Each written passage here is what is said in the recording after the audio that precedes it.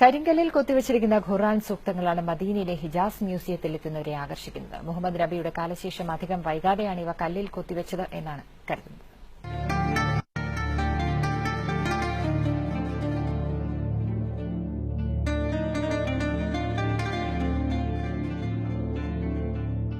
മദീനയിലെ ഹിജാസ് മ്യൂസിയത്തിൽ നിന്നുള്ള കാഴ്ചയാണിത്. കരിങ്കല്ലിലെ ഈ ലിഖിതങ്ങൾ പരിശുദ്ധ ഖുർആനിലെ സൂക്തങ്ങളാണ്. വലിയ പാറക്കല്ലുകളിൽ വ്യത്യസ്തരായ ആളുകൾ കൊത്തിയുണ്ടാക്കിയതാണിത്. മുഹമ്മദ് നബി സല്ലല്ലാഹു അലൈഹി വസല്ലമയുടെ കാലഘട്ടത്തിൽ പലരും ഖുർആൻ മനഃപ്പാഠമാക്കിയിരുന്നു. ഇവ മറന്നുപോകാതിരിക്കാൻ പിന്നീട് കല്ലിൽ കൊത്തിവെക്കുകയായിരുന്നു. ഈ ലിഖിതങ്ങളിൽ ചിലതാണ് ഹിജാസ് മ്യൂസിയത്തിൽ സൂക്ഷിച്ചിരിക്കുന്നത്.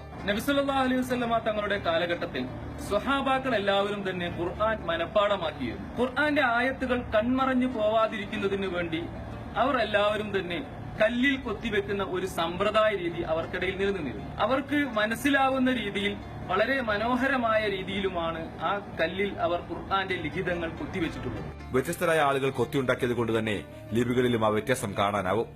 അലങ്കാര ലിപികളിൽ കൊത്തിയുണ്ടാക്കിയവയും ഇക്കൂട്ടത്തിലുണ്ട്. കടലാസിൽ എഴുതിയുണ്ടാക്കിയ നൂറ്റാണ്ടുകൾ പഴക്കമുള്ള പരിശുദ്ധ ഖുർആനും മദീനയുടെ ചരിത്രം പറയുന്ന ഈ മ്യൂസിയത്തിൽ പ്രദർശനത്തിനുണ്ട്. പരിശുദ്ധ ഖുർആൻ അവതരിച്ച മാസമാണ് റമദാൻ. അതുകൊണ്ട് തന്നെ ഈ ലിഖിതങ്ങൾ കാണാൻ ധാരാളം സന്ദർശകർ ഇവിടേക്ക് എത്തുന്നു. മദീനയിലെ ഹിജാസ് മ്യൂസിയത്തിൽ നിന്നും Faisal bin Ahmed, Asianet news.